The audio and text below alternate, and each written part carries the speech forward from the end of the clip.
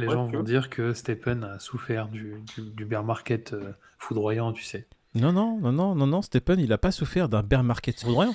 Stephen, c'était juste voué à l'échec. Sur le gameplay qu'ils avaient mis en place et la monétisation, il y avait aucun espoir en fait. En fait, je crois que c'est le business model qui était pipé de base. Ben Quoi. oui, là pour le coup, c'est la théorie du fou. C'est tant qu'il y a du monde qui rentre, des nouveaux arrivants, oui, il y aura le prix qui va monter. Mais dès Ouais, qu'il en n'y a gros, plus de si nouveaux le, arrivants, le bull market avait duré 3 ans, ça aurait duré un peu plus de temps que ça. c'est ça. L'idée de départ, c'est que c'est venu d'un launchpad, ouais. Et crois-moi que les gens qui ont participé au launchpad de Stepin, ils ont fait plus de 300%, donc ils ont encaissé eux aussi. Oui, eux ils ont encaissé. Bah déjà, il y en a plein qui ont pris une tonne d'oseille. Après, des influenceurs aussi, malheureusement, ils ont été infamous à cause de ça. On va parler de. Je crois que Julien Roman, lui, il s'était fait quand même pas mal d'oseille. Ah Bon, ouais.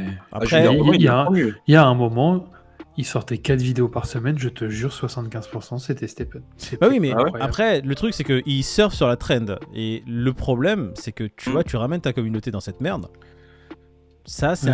un peu plus Ah, chiant. ça dépend comment Voilà. tu leur vends, une fois de plus. C'est là tout le sujet de justement ce qu'on va parler aujourd'hui. Hein. Les lois européennes qui sont en train de passer un petit peu partout, que ce soit en Allemagne, en Belgique, en France et en Navarre. Bah, d'ailleurs, vous l'avez tous vu, le post de Asher faisant écho justement au projet de loi sur les influenceurs et la publicité en Ouais, général. je vais dans mettre le monde, tweet pour que les gens puissent voir. Là, en soi, on va vraiment rentrer dans le vif du sujet. On va parler beaucoup des lois qui vont être mises en place sur les crypto-monnaies et la pub que peuvent faire les influenceurs ou personnes dites influenceurs. Tout le monde en fait. Hein. Donc, t'es une personne, tu veux parler de crypto-monnaie sur une place comme YouTube ou autre, ça va être compliqué. Moi, tu sais que mon avis, il n'est pas tranché en fait sur la question parce que c'est particulier. Moi, demain, j'ai envie de parler d'un projet qui me tient à cœur. Je suis pas payé par ce projet-là, ok. C'est différent que si j'étais payé par le projet, en fait. Parce que, par exemple, les gens qui ont fait la promotion de FTX, en disant qu'il y avait un retour sur investissement de 8%, Ouais. machin et tout, ils étaient payés par FTX pour en faire la promotion. Ouais, Donc, mais quand pas FTX forcément. s'est pété la gueule, en tout cas, du Les cas liens précis dont je d'affiliation. te parle, il Mhm. était payé. Ouais. Et pour la pub et par les liens d'affli. Donc, lui, il n'y a pas de galère là-dessus. Maintenant, si c'est moi qui avais fait ça en promouvant FTX, mais sans avoir été payé, moi, les 8%, j'en bénéficiais. Tu vois, j'ai gratté le truc. Maintenant, ça a fermé, je l'ai dans le baba comme n'importe qui. J'en ai parlé, ça a peut-être donné des idées à certains de faire la même chose. Mais arrivé là, je suis pas garant de ce qui se passe. J'étais pas payé par eux. Moi j'ai mis mon propre denier là-dedans et je me suis fait avoir comme tout le monde. Tu vois. Maintenant, les gens qui ont été payés pour faire la promotion du truc, derrière ça ferme. Là, il y a une question qui devient un peu plus épineuse, j'ai envie de dire. Alors, je vais juste préciser, Peter n'a jamais fait la promotion de FTX, c'était juste un exemple dans lequel, hypothétiquement, il ait fait ça. Ne mettez pas dans les salades. Non, mais les gars, juste un exemple. Tous les trois, on kiffe Atom de la même manière. On n'est pas rémunéré par la blockchain Atom, Pas du tout. mais ça ne nous empêche pas de dire qu'Atom, voilà, c'est ça. Mais ça ne nous empêche pas de dire qu'Atom, c'est un truc qu'on kiffe de ouf. Maintenant, mais vous avez conscience que là, la proposition de loi, c'est plus aucune pub sur les crypto-actifs qui ne sont pas régulés. Et vu que tu n'en as aucun de régulé en France, plus aucune pub. Non, mais... Et la question, elle est de se dire, est-ce que les influenceurs maintenant escrocs, ils vont pas arrêter du jour au lendemain? Ceux qui avaient l'habitude de se rincer sur le dos de leur commune, ils vont aller s'exporter à Malte ou à Dubaï ou où tu veux, et ils continueront à faire leur process en français et à glaner de l'oseille. Et puis tu as ceux qui peut-être, je dis pas comme nous, puisque nous on n'est pas rémunérés ou quoi que ce soit, mais il y a des gens peut-être qui font des partenariats avec des marques, qui trouvent un intérêt d'entente gagnant-gagnant et qui en font la promotion en étant hypés par le truc. Et tu vois, pas spécialement juste pour faire de l'argent. Je veux dire, c'est pas incompatible. Moi, si demain, je te dis une bêtise, Ultra ou Ternoa ou n'importe qui décide de me donner du caps ou m'intéresser au projet avec des NFT, mais en même temps, il faut que j'en parle. Mais moi, je suis ultra comblé. C'est-à-dire, j'ai un truc qui me fait kiffer. En plus, je peux en parler autour de moi. J'ai des avantages, machin. Par contre, mon discours doit être clair. Tu vois, j'ai pas le droit à l'ambiguïté. J'ai le droit à rien. Tu vois ce que je veux dire? Moi, je suis payé pour. J'ai bénéficié de faveurs. J'en suis bien content. Je vous en parle parce que je suis hypé par le truc. Maintenant, messieurs, attention. Mais justement, tu pourras pas. C'est un exemple. Encore une fois, il n'est pas payé par. Non, une fois de plus, c'est un exemple. Je mets en face des situations. Ouais, parce que justement, je suis un peu en dilemme. Tu vois, je suis un peu. Alors, moi, mon dilemme, il est comme toi. Il est double. D'un côté, t'as le problème de tous ces influx voleurs qui sont Même pas en France en fait. Ils sont pas en France ces gens-là, ils sont déjà en dehors de France. Donc la législation qui va être mise en place, si elle est mise en place, ne va même pas les impacter, eux. Parce qu'ils vont pouvoir continuer, ils ne sont pas sous la loi en France. Oui, mais le truc c'est que la plus grosse majorité de ces gens-là, ils sont pas en France. En France, les créateurs de contenu, même nous, on n'est pas des influenceurs, on est juste des investisseurs. Si demain on veut parler de crypto-monnaie ou de projet, on peut en parler en long, en large, en travers, on n'est pas payé. Mais si demain, comme tu dis, moi je kiffe UOS, j'adore, c'est un projet qui me tient à cœur. Si UOS m'approche, me dit écoute, on t'aime bien, t'es un bon ambassadeur, tu représentes bien, en plus regarde, t'as un beau pull bleu qui est un peu flashy électrique. Ouais, c'est pas faux. Ça fait du bien à la marque. Et en plus, quand tu parles du OS, ça nous fait kiffer. Tout le monde s'en branle, moi le premier. Du coup, pour te remercier, on va te donner des cadeaux tous les mois, etc. Mais tu dois parler une fois par mois du OS ou dire le mot UOS une fois par mois. Mais déjà, je ne dirais pas qu'une fois par mois, parce que même sans être payé, je le disais plus d'une fois par mois. Bien sûr. Et à cause de ça, je serai plus autorisé à le faire. Sinon, je vais en prison et je me mange des amendes. C'est ça le problème. Après, on peut comprendre les gens qui ne sont pas forcément dans le domaine et qui voient tous ces voleurs flouer leur communauté, se dire que, mais si t'es payé par un projet, tu vas être biaisé, donc tu vas pas en parler forcément de façon objective. Il y a un biais. Demain, Ultra, nous on kiffe. Ils nous payent pour parler d'eux. Et pendant la ligne, tu vois, pendant la roadmap, ça commence à dévier un peu. Tu vois, il y a des histoires. Ah, moi je leur crache dessus. On est d'accord, mais c'est pas 100% des gens. Parce qu'une fois de plus, quand t'es payé et machin, ton biais il a tendance à s'arrondir. Ouais, c'est ça. Et donc tu vois, et là tu rentres dans un autre délire de conflit. Et moi, quand je me suis intéressé à la crypto, je suis un gros bouffeur de vidéos YouTube. Okay, donc moi, la plupart du contenu FR, je l'ai mangé en long, en large, en travers. Il y a des gens, ils ont vendu de la merde sur leur réseau, mais ça m'a pas empêché pour autant d'avoir regardé du contenu qu'ils ont fait où ils vendaient pas cette merde. Et j'ai appris des connaissances et j'ai kiffé leurs vidéos. Parce pourtant, que tu sais ils ont fait des vidéos où ils ont promu de la merde que je n'ai pas acheté, qui a dû avoir des gens qui ont dû se faire douiller, mais une fois de plus, moi j'ai su faire la part des choses. C'est-à-dire le mec qui avait du bon contenu, j'ai pris ce qu'il y avait de bon, j'ai laissé ce qu'il y avait de mauvais, et à un moment donné, il faut aussi être intelligent et aller un peu de l'avant. Donc je pense qu'il y a un juste milieu à adopter, et ce que veut la direction que prend la France, qui est tout simplement d'interdire, n'est pas la bonne solution. Celui qui fait la promotion d'FTX il y a un an, qu'est-ce qu'il a à se reprocher? En vrai, FTX c'était le feu, tu vois. Et le problème, c'est ça, et le problème c'est qu'ils partent du principe que du coup, ça peut arriver à n'importe quelle crypto. Donc dans le doute, si ça peut arriver, vaut mieux faire la promotion de rien du tout, tu vois. Si j'avais fait la promotion de SVB, Silicon Valley Bank, ou de Crédit Suisse.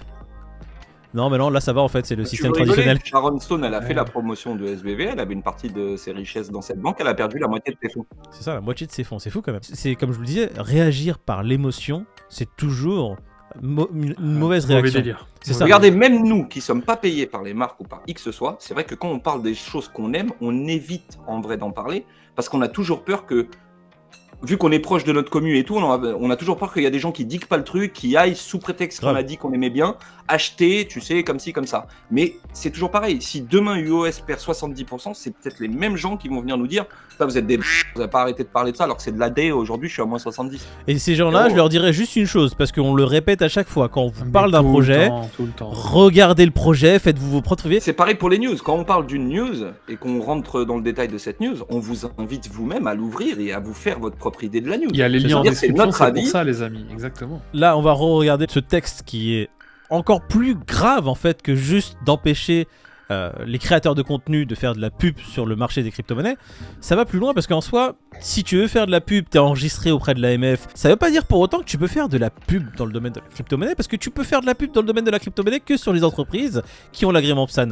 Il y en a combien en France? À peine 60, c'est ce que j'ai lu sur le texte. Mais vu que la décision globale de ce truc-là n'est pas votée, que le cadre réglementaire n'est pas fini d'être fait, forcément qu'il n'y a personne qui est dedans. Donc si demain ils venaient à se mettre d'accord, imaginons, bah oui, tout le monde serait. Mais c'est pour ça que le texte, comme le dit Owen dans sa lettre, c'est clairement une interdiction. Parce qu'il n'y a pas d'entreprises qui remplissent ces conditions, donc pas d'entreprise dont on peut parler. C'est ça le plus chiant en fait. C'est encore, t'as un créateur qui est transparent, qui le met en gros ici. Nous sommes payés par cette marque, du coup, gorge profonde. Tu veux faire comme la Belgique, du coup on en revient à l'annonce qu'ont fait les Belges justement sur la crypto-monnaie. Ils veulent faire comme les paquets de cigarettes. C'est presque grotesque. Ah non, mais eux, c'est une aberration. Eux, en gros, comme si tes cryptos c'était un paquet de clopes et dessus, au lieu d'avoir une tête d'un mec le fumé tu, t'as marqué la crypto c'est de la merde. Seul le risque est garanti. Moi, j'invite nos viewers une fois de plus, vu qu'on est ensemble et qu'on a l'habitude d'échanger, comme hier sur XRP. Je vous remercie pour vos réponses à toutes nos interrogations. Ça m'a ouvert le champ de la réflexion. Je vous invite à faire pareil là. Vous pensez quoi de ça?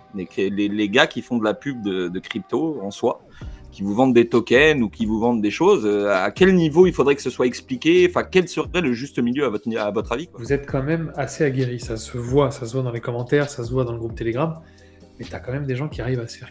Ah, mais t'as des novices aussi, voilà, hein. c'est ça, t'as pas que des mecs aguerris, hein. T'as des gens qui débarquent et qui se disent écoute, nous on croit, tu vois, c'est marqué. Ça. Tu sais des trucs, envoyez-moi un ETH, je vous en renvoie 10, tu vois. Il y en a qui pensent il y en a encore qui fonctionnent, oui. Tu vois, c'est fou. J'avoue, il y a des trucs quand même plus teubés que d'autres trucs teubés. Je suis d'accord avec toi. Mais on sait déjà que ce monde-là, tu sais, rien que toi, si tu fais une connerie de virgule, t'envoies 6 BTC au lieu d'envoyer 0,66. Donc, tu vois, t'as intérêt à être vif et vigilant, quoi. L'idée, elle est quand même là, quoi. Donc, c'est pas parce que tu regardes des gens sur Internet qui leur contenu te plaît et tout qu'il faut que tu boives leurs paroles comme si c'était de l'acquis, quoi. Moi, je le dis, je le répète, hein, j'ai beaucoup de contenu FR que j'apprécie et pourtant, je bois pas les paroles comme si tout était acquis. Parce que tu as une certaine expérience qui te permet de faire le tri. Celui qui a 18-19 piges et qui se dit et qu'il a fait un x3 la semaine dernière, il se dit que la crypto, c'est pas l'âge qui fait le truc, c'est le fait d'être confronté au problème, comme tu disais tout à l'heure, peut-être que t'apprends et tout. Ouais. T'as un mec de 19 ans, il a bouffé 2 fois une pige, crois-moi, il en a 20, il la bouffe plus la pige. Hein. Ouais, et puis t'as d'autres 45 qui vont débarquer et ils vont se la manger propre, alors qu'ils sont très intelligents. C'est une question de combien de fois t'as été confronté à l'histoire et comment t'arrives à gérer ton... Tu vois. On va résumer l'affaire. Cette loi n'apporte rien de concret en soi, parce que ça n'apporte qu'une interdiction. Les gens qui sont en dehors du territoire français, des voleurs, influenceurs, qui font déjà dans ce genre de choses, ne sont même plus en France, donc ils ne seront pas impactés par ces lois. Ça va juste empêcher... Oui, ils sont devenus femmes, hommes, ils sont des yels, non-binaires, ils se sentent loups. Ça va juste impacter les créateurs français qui veulent rester en France et qui veulent parler de leur passion, parce que nous, on est des passionnés. Mais le problème, c'est que c'est tellement grisâtre, c'est que... Imaginons, voilà, on est invité par la Paris Blockchain Week. Prenons cet exemple-là. Et du coup, on est ambassadeur de la Paris Blockchain Week, qui est un event. Et si on en parle sur notre plateforme pour, pourquoi pas, inciter des gens à venir, nous rencontrer, etc., on est considéré comme, je sais pas, un délinquant, parce que on n'a pas le droit, on est, je sais pas, c'est gris, tu vois. Les gens vont pas perdre leur oseille sur la Paris Blockchain, tu veux quoi que le mec ça dépend, s'il prend le ticket whale à 7000 €, il va en perdre beaucoup. Bon, on va parler d'une news un peu plus joyeuse pour terminer. Allez, on va terminer sur une belle note. On va parler de Binance qui lance son launchpad de Space ID, qui attire plus de 100 000 Binanciens, qui a levé plus d'1 milliard. Franchement, c'est beau. C'est quelque chose. Hein. Ils n'ont pas récolté plus que ce qu'il y avait normalement. Du coup, ça va être redistribué. Exactement. C'est beau, hein. Comme t'as dit, Peter, il y a un truc drôle. Le launchpad de Binance a révélé des très gros projets très intéressants comme Stephen. Pour en revenir à l'actualité du début quand on a commencé la vidéo, c'est une blague évidemment. Il y a de très belles choses qui sont faites sur Binance, comme de moins bonnes. Voilà, c'est tu fais des erreurs. D'ailleurs, qu'est-ce que tu fais des choses du projet la Space ID, toi Moïd, qui Bah écoute, Space ID, j'ai trouvé ça très intuitif, très simple. C'est la première fois que je suis allé dessus. J'ai pris plusieurs domaines en .bnb, j'ai pris des trucs en .eth, ça a été fait rapidement, c'est David qui m'a envoyé le ZAI, c'était gratuit, donc les choses qui sont gratuites sont encore meilleures. Je remercie David, qui est mon parrain et mon business angel. Tu pourrais me renvoyer un cas s'il te plaît? J'ai une dizaine de trucs à prendre. Tout de suite. Merci David. Non, blague à part. L'air pas mal, moi. J'ai trouvé ça assez intuitif. Je te rejoins Moïd sur le côté intuitif. C'est hyper simple. Attends, je vais essayer de te montrer la plateforme. Je me suis pas réveillé là-dessus. Tu tapes le nom de ce que tu recherches, il va te donner par exemple, je vais mettre quoi? Je vais mettre... En général, les launchpads de Binance, on peut l'expliquer quand même. Hein, c'est audité par Binance avant d'être mis sur la plateforme et d'être proposé aux investisseurs. C'est un genre de ICO, sauf qu'au lieu des entreprises qui le font dans leur coin, bah, c'est Binance qui les audite un peu avant et qui leur font bénéficier de leur plateforme pour les mettre en avant et leur vendre les levées de fonds, quoi. Ouais. Donc c'est assez cool. On dira pas que c'est pas parce que Binance fait un audit avant que ça légitime la boîte ou son contenu. Une fois de plus, toujours on rappelle vos propres recherches. Il y avait Step-In qui a été lancé sur les launchpads Binance. Très très bien, ça a fait plus de 300%. Je suis persuadé que ça a régalé beaucoup de monde. En attendant, Step-In c'était un truc voué à l'échec et qui aujourd'hui, il y en a quand même qui ont bu la tasse avec ça. Donc, beaucoup d'argent perdu par certaines personnes. C'est encore une fois les premiers qui rentrent, qui sont... Après il faut être malin, hein. Il faut rentrer les premiers et il faut sortir au bon moment. Donc il y en a beaucoup malheureusement qui sont peut-être rentrés les premiers mais qui sont pas sortis à temps, et des gens qui sont rentrés tard et qui pensaient encore faire des plus-values, et quand le marché s'est effondré des baskets, laisse tomber. Voilà. Très bonne initiative de Binance, moi je trouve que c'est super bon pour notre milieu et notre écosystème. Maintenant ça vous empêche pas aussi d'être vigilant comme d'habitude. On n'est pas payé par Binance. On en parle parce que je viens de tester tout à l'heure, en 10 minutes avant de commencer, j'ai trouvé ça simple. Alors, regarde, tu vois, si tu veux acheter acheteur.bnb, je sais pas si ça a été pris par lui, j'ai l'impression que ça a été pris par un bengalais et le bengalais vend le nom de domaine pour 5 BNB. Alors, bref, on va faire du coup shitcoin de la semaine, la courbe apparaît ici. Si vous voulez gagner de la crypto gratuite sans payer quoi que ce soit, offerte par le Café du Coin, devinez. Alors quel est l'indice de ce soir? Je dirais que la réponse... Voilà. Pas mal. Moi je voulais dire mais après tu dis ce que tu veux, je croyais qu'on disait tous les 3. Ah non. T'as pas eu ça là, oui. cette semaine? 1, 2, 3. Je peux pas faire mieux. Je pue de la gueule. Je peux pas vous dire autre chose. Rien qu'avec cette phrase là, on vient de faire pump le token. Donc si vous voulez voir ce qu'on dit là, parce que c'est bipé, ça sera sur notre Instagram qui apparaît ici. D'accord? Il est bon le boog. Cet extrait ne sera pas bipé sur notre Instagram. Allez, bisous. Et puis n'oubliez pas, le Fear and Greed pour gagner la crypto dimanche, facile. Trouvez le Fear and Greed de dimanche, mettez-le en commentaire avec une question pour la communauté. Condition, Fear and Greed dans le message, plus une question pour la communauté. Pourquoi Peter, c'est important la question pour la communauté? Bah parce que dimanche pendant le live, on va pouvoir vous répondre, vu qu'on a envie de communiquer ensemble là. C'est bah l'occasion là. Hein, David, question. Tout simplement. Parlez d'XRP à David, il a envie de vous répondre voilà. dimanche. Vous voulez une question sur XRP, posez-la. Vous voulez une question sur Cardano, posez-la. Vous voulez une question sur Stephen, fermez-la. Big up à Fabianco. Il a une belle phrase où il dit « Ne jamais vendre l'avenir ». Et après, il me dit « Ton plan est bien, David, mais 1000 $. Et là, je m'attendais à ce qu'il dise « C'est pas possible ». Mais pour lui, c'est pas avant 2030. Fabianco, ouais. C'est vrai, je lui ai répondu. Et bah oui, il y a des gens qui ont des vrais projets de XRP à 4 chiffres. Et c'est beau. Donc tu vois, tu sors un truc plus gros qu'une maison. Et arrivé là, il y en a quand même qui ont ça comme objectif, quoi. C'est chaud. Hein. Pour certains, le projet XRP va même passer à 5 chiffres. Quand tu lis les commentaires, c'est là que tu découvres un peu l'ampleur des gens qui sont là pour prêts à soutenir XRP et peut-être l'ampleur que pourrait prendre ce projet. On voit bien que David prend de plus en plus d'ampleur, on le voit bien. Ouais, c'est vrai que la caméra est de plus en plus zoomée. T'inquiète pas, pendant un mois, je vais être à la diète. Ah, super. Allez, bisous à tous. Et on se retrouve dimanche live Twitch, 18h. Bisous à tous. Non, c'est 20h30, t'énerve pas. Ah, dimanche 20h30. Bisous à tous.